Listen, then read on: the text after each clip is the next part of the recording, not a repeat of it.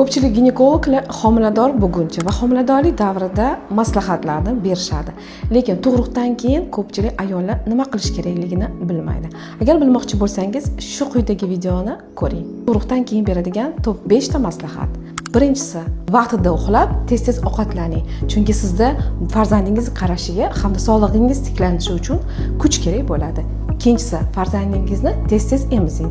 Shunda bachadoningiz yaxshi qisqarib, o'z holiga qaytadi. Uchinchisi, jinsiy yo'llar hamda ko'kriklarni gigiyenasiga alohida e'tibor bering. To'rtinchisi, tug'ruqdan keyin 40 kun, ya'ni chilla chiqquncha jinsiy aloqadan saqlaning. Beshinchisi, bu albatta chilla chiqqandan keyin kontratsepsiya usulini ginekolog bilan maslahatlashib, to'g'ri tanlang. Keyingi homiladorlik tezgina bo'lib qolsa, bu o'zingizning sog'lig'ingizga hamda tug'ilgan farzandingizning sog'lig'iga zarar yetkazishi mumkin. Agar sizga ma'lumotlarim qiziq bo'lsa, albatta Dr. Umida Faiz profiliga obuna bo'ling va yaqinlaringizga yuborib qo'ying.